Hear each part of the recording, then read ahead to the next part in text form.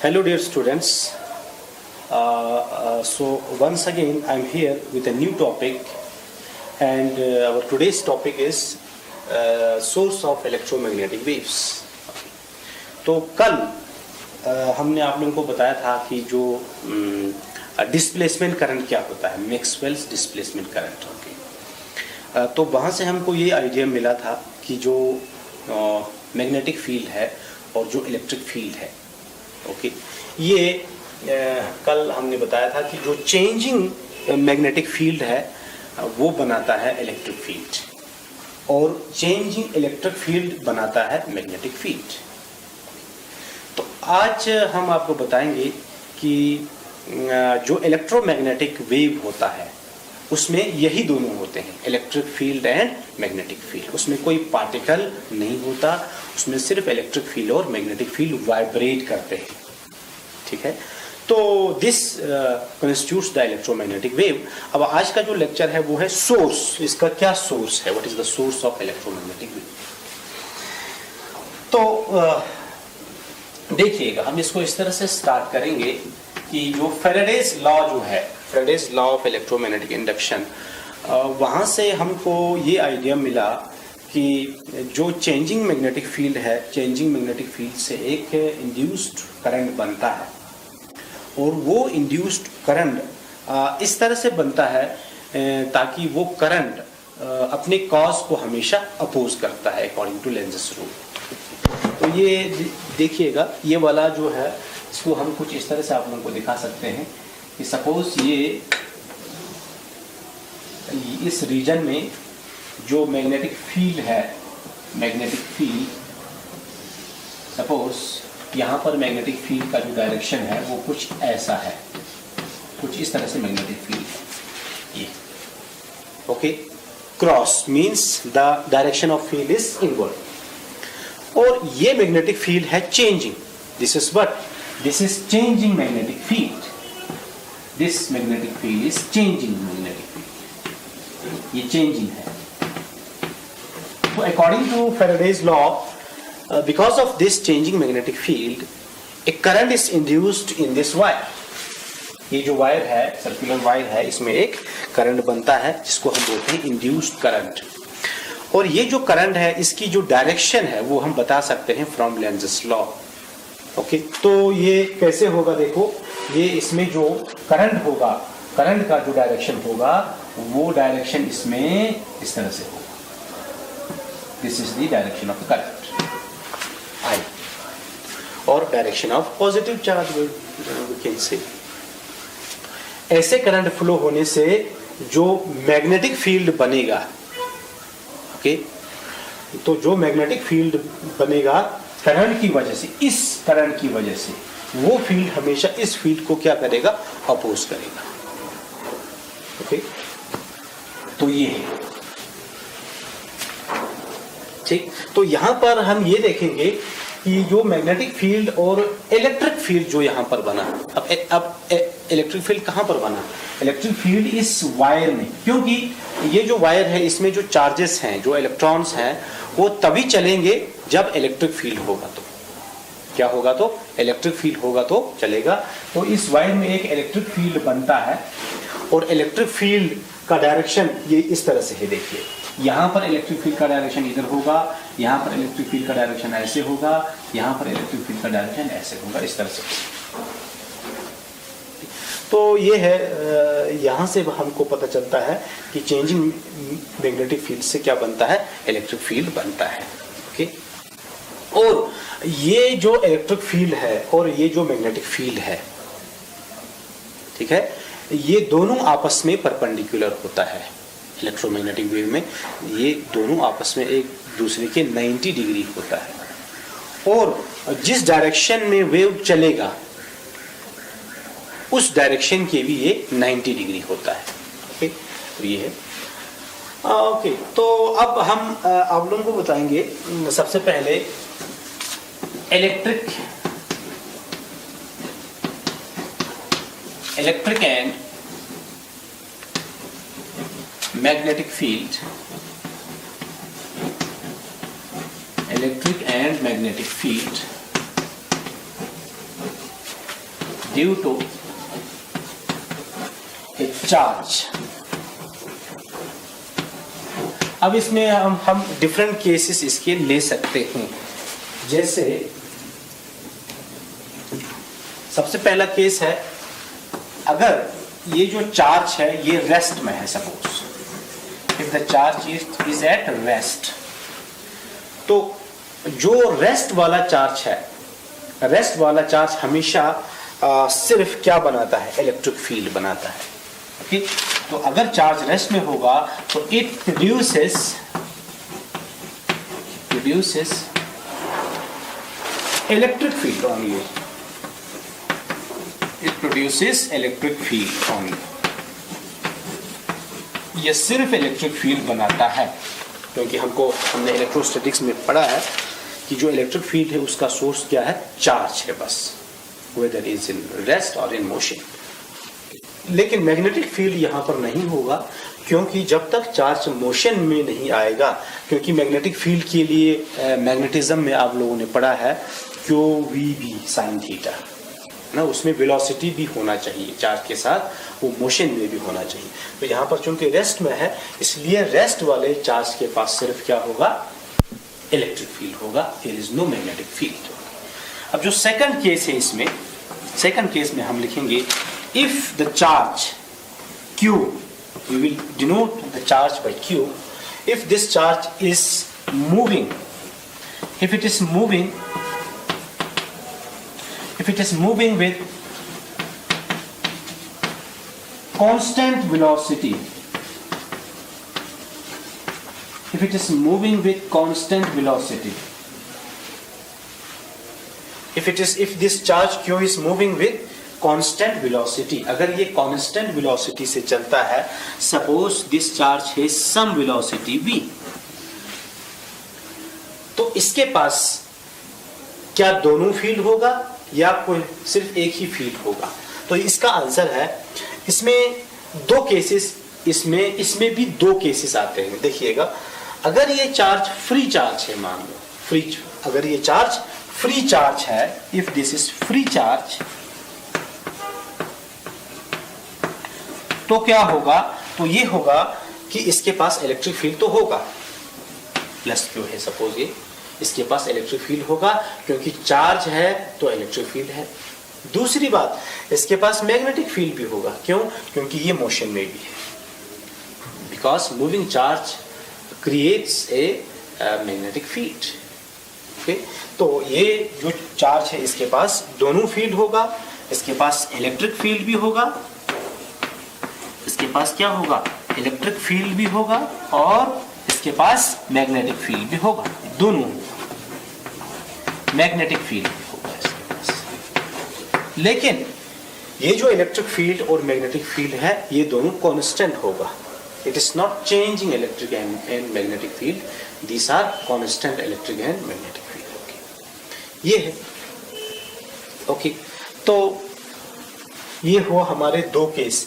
पहले केस में अगर चार्ज रेस्ट में है तो उसके पास सिर्फ इलेक्ट्रिक फील्ड होगा।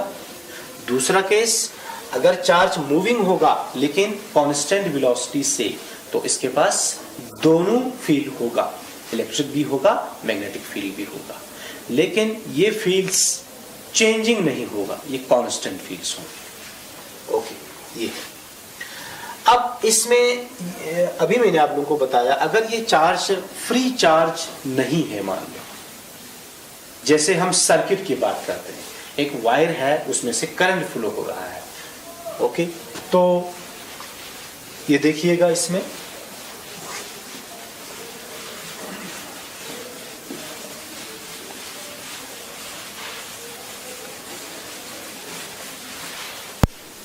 if this charge is, if it is not free charge, ये अगर फ्री चार्ज नहीं है, फ्री नहीं है का मतलब ये हुआ कि अगर हमारे पास एक सर्किट है, ऐसा मान लो इस सर्किट में करंट फ्लो होता है आई ऐसे, तो हमको मालूम है करंट क्या होता है, फुल ऑफ चार्ज होता है, तो इसके अंदर इलेक्ट्रॉन्स दौड़ रहे हैं, इलेक्ट्रॉन इज चार्ज पार्टिकल और ये मोशन में है। ठीक है, तो लेकिन यहां पर आप ये देखिएगा, अब ये चार्ज भी है और चार्ज मोशन में भी है। तो अभी हमने पढ़ा कि इस केस में दोनों फील्ड्स होते हैं, इलेक्ट्रिक भी मैग्नेटिक भी, लेकिन इस केस में सिर्फ मैग्नेटिक फील्ड होगा, इलेक्ट्रिक फील्ड नहीं होगा सर्किट वाले केस में। ठीक है, अब इसका आंसर ये है क्योंकि यहां पर चार्ज फ्री नहीं है, it is not free charge. इसके अंदर चार्ज मोशन में है, तो वो चार्ज किसी न किसी एटम से अलग होके आया है, और हमको मालूम है हर एटम इलेक्ट्रिकली न्यूट्रल होता है। तो बेसिकली इसमें जो टोटल चार्ज है वो नेट चार्ज जिसको हम बोलेंगे, इसमें नेट चार्ज 0 है। ओके, तो नेट चार्ज 0 है तो there is no electric field. Electric field तो तब होगा अगर कोई नेट चार्ज होगा तो। अब यहां पर नेट चार्ज नहीं है तो इसमें इलेक्ट्रिक फील्ड 0 हो जाएगा, but magnetic field is not 0, इसमें मैग्नेटिक फील्ड होगा, लेकिन ये भी कांस्टेंट होगा मैग्नेटिक फील्ड। ठीक है, ओके, तो ये था हमारा चार्ज इन मोशन में कुछ केसेस। अच्छा, अब इसमें जो तीसरा केस है, थर्ड केस, जो इसमें तीसरा केस आता है वो आता है एक्सेलरेटेड चार्ज का। एक्सेलरेटेड चार्ज याद रखो, और यही है द मेन कॉज, यही है मेन कॉज किसका? इलेक्ट्रोमैग्नेटिक वेव का। याद रखो, दिस इज वेरी इंपॉर्टेंट। तो अगर चार्ज जो है वो एक्सेलरेटेड चार्ज है, तो एक्सेलरेटेड चार्ज का मतलब अगर चार्ज की जो वेलोसिटी है वो कांस्टेंट नहीं है, वो चेंजिंग है, तो उस केस में वो क्या बनाता है? इलेक्ट्रोमैग्नेटिक वेव बनाता है। So this is very important. Accelerated charge particle produces a, तो हम इसको लिखेंगे this accelerated charge particle produces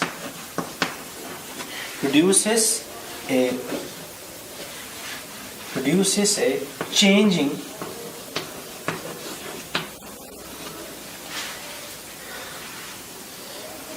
electric and magnetic field. Magnetic field. ठीक है, तो ये जो एक्सेलरेटेड चार्ज है ये बनाता है changing electric and changing magnetic field, ये बनाता है। ओके,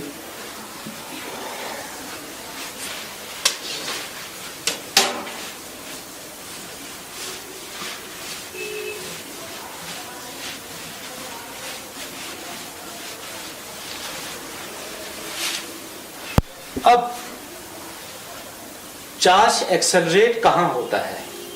तो इसका एक छोटा सा मैं आप लोगों को एग्जांपल देता हूं। जैसे पेंडुलम हमको मालूम है, ये पेंडुलम का बॉब है, इस तरह से है, ये मान लो, इसको हमने थोड़ा सा ऐसे खींचा और खींच के छोड़ दिया तो ये क्या होगा? ये ऐसे ऑसिलेट होगा, this will oscillate like this. तो हमको मालूम है ये जो पेंडुलम का बॉब है, इसका जो वेलोसिटी है वो इस पोजीशन पर, जिसको हम एक्सट्रीम पोजीशन बोलते हैं, यहाँ पर वेलोसिटी 0 होगी। उसके बाद ये जो सेंटर है जिसको हम बोलते हैं मीन, यहाँ पर इसका जो वेलोसिटी है वो मैक्सिमम होगा। ओके, उसके बाद फिर से जब ये यहाँ पर होगा तो इसका वेलोसिटी क्या हो जाएगा? फिर से 0 हो जाएगा। तो we can say it is velocity is changing. Here the velocity is 0, it means the velocity is maximum, at extreme again it is velocity is 0, उसके बाद ये फिर से ये इधर जाएगा, so this will oscillate। ठीक है, तो यहाँ पर इस पेंडुलम का जो है वेलोसिटी कांस्टेंट नहीं है। बिल्कुल ऐसे ही अगर चार्ज पार्टिकल ऑसिलेट करेगा, तो चार्ज पार्टिकल जब ऑसिलेट करेगा तो हम ये कह सकते हैं कि oscillating charge is equal to accelerated charge. ठीक है, तो ये जो ऑसिलेटिंग चार्ज है ये एक्सेलरेटेड चार्ज ही है। अब ये चार्ज ऑसिलेट कहां पर होता है? तो इसका आंसर है कि ये जो चार्ज ऑसिलेट है ये पिछले क्लास में शायद आप लोगों ने पढ़ा होगा, मैग्नेटिज्म में, ये एलसी सर्किट में होता है। किसमें होता है? एलसी सर्किट में। एक ऐसा सर्किट जिसमें एक इंडक्टर लगा होता है और एक कैपेसिटर लगा होता है, उसमें ये चार्ज ऑसिलेट करता है between L and C, and due to this oscillating charge in electromagnetic wave is produced. ठीक है, तो ये है this is about this electromagnetic wave. तो हम यहाँ पर लिख सकते हैं LC सर्किट से हमको क्या मिलेगा, इलेक्ट्रोमैग्नेटिक वेव मिलेगा। और ये जो इलेक्ट्रोमैग्नेटिक वेव है इसके अंदर ये दोनों फील्ड्स वेरी करते हैं, इलेक्ट्रिक भी और मैग्नेटिक। इलेक्ट्रिक फील्ड भी चेंजिंग होता है, and because of the changing electric field a changing magnetic field is produced. उसके बाद वो जो चेंजिंग मैग्नेटिक फील्ड है वो फिर से एक चेंजिंग इलेक्ट्रिक फील्ड बनाता है। तो इस तरह से ये आपस में एक दूसरे को बनाते जाते हैं। ओके, तो एक बार जब हमने इसको प्रोड्यूस किया, एक बार जब हमने इलेक्ट्रिक फील्ड को चेंज किया या मैग्नेटिक फील्ड को चेंज किया, तो फिर वो अपने आप बनता है। ओके, सो ये होता है कहां पर, LC सर्किट में। इसका एक छोटा सा डायग्राम भी हम यहाँ पर आप लोगों को बना सकते हैं कि ये जो फील्ड है, ये जो इलेक्ट्रोमैग्नेटिक वेव है, इसको हम कुछ इस तरह से आप लोगों को दिखा सकते हैं, ऐसे कुछ। इसमें ये जो वाइब्रेशंस है, इस तरह से इसमें वाइब्रेशंस होते हैं।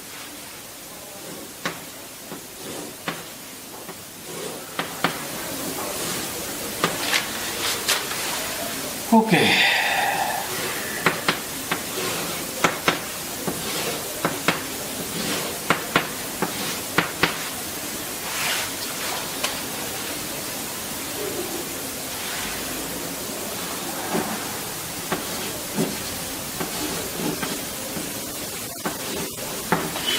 ये लाइक दिस। ठीक है, so suppose this is the electric field variation and this is the magnetic field variation। यानी ये है suppose this is the x direction, this is the y direction and this is the z direction। हम इस तरह से बताएंगे कि suppose electric field का जो variation है, if it is in y direction then magnetic field vary in z direction, है ना। यानी x डायरेक्शन में इलेक्ट्रिक फील्ड वेरी कर रहा है और z डायरेक्शन में मैग्नेटिक फील्ड वेरी कर रहा है, और ये दोनों x डायरेक्शन में प्रोपोगेट कर रहा है। तो हम ये कह सकते हैं कि ये दोनों इलेक्ट्रिक फील्ड और मैग्नेटिक फील्ड आपस में परपेंडिकुलर है और दोनों डायरेक्शन ऑफ प्रोपोगेशन के भी परपेंडिकुलर है। ऐसी वेव को हम बोलते हैं transverse wave. So we can say that electromagnetic wave is transverse in nature।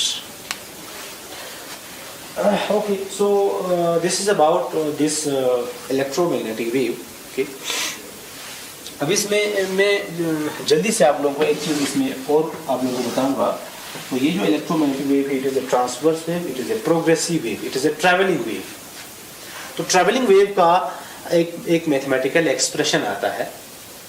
ठीक है, अब वो एक्सप्रेशन है, मैं आप लोगों को यहाँ पे लिख दूं, this is y is equal to a into a sine kx plus minus omega t।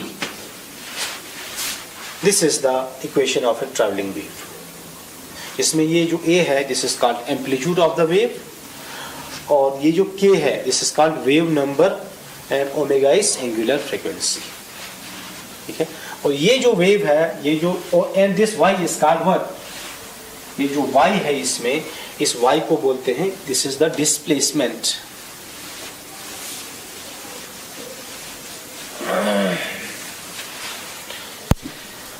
y इसमें होता है डिस्प्लेसमेंट, y इसमें डिस्प्लेसमेंट होता है, डिस्प्लेसमेंट ऑफ द वेव होता है, और इसमें a जो है, this is called amplitude of the wave, this is amplitude of the wave.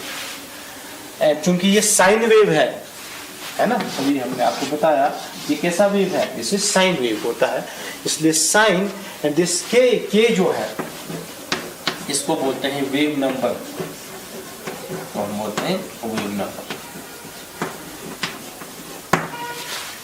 This is we call wave number. Okay, और ये जो k है ये होता है 2 pi upon lambda. Lambda is the wavelength. Okay, and this omega is called, this omega is angular frequency. This is angular frequency. ये होता है angular frequency. Angular frequency होता है। and ये ओमेगा जो होता है ये होता है 2 पाई अपॉन t। ठीक है। So this is the equation of the progressive wave, and this wave depends on x as well as time t। ये जो वेव है ये x पर भी डिपेंड करता है और t पर भी डिपेंड करता है। ठीक है, क्योंकि ये अगर हम suppose this is the variation of the electric field, तो आप लोग देखिएगा इलेक्ट्रिक फील्ड का जो वेरिएशन है वो हर पॉइंट का जो वेरिएशन है वो डिफरेंट है ना। यहाँ पर वेरिएशन इसका डिस्प्लेसमेंट इतना है, यहाँ पर डिस्प्लेसमेंट इतना है, यहाँ पर डिस्प्लेसमेंट इतना है। तो हम ये कह सकते हैं जो डिस्प्लेसमेंट है वो हर पॉइंट पर सेम नहीं है, तो it is changing along x। इसीलिए हम कहते हैं y डिपेंड्स ऑन x।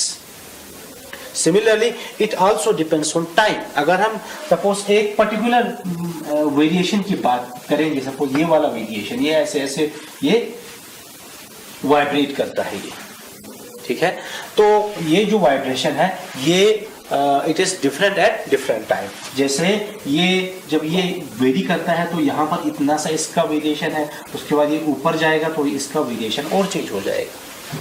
तो किसी पर्टिकुलर पॉइंट का जो वेरिएशन है it also depends on time t। इसलिए ये जो डिस्प्लेसमेंट है it depends on both x as well as time t। और इसका इक्वेशन ये है a sin kx plus minus omega t।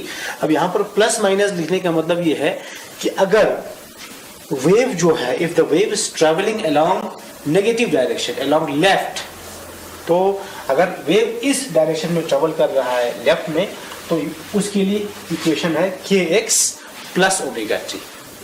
And if it is moving in positive x then it is sin kx minus omega t। ठीक है, so this is the equation of the this electromagnetic wave, progressive wave. So with this we will stop our today's lecture. तो next lecture में हम आपको बताएंगे transverse nature of electromagnetic wave. Okay.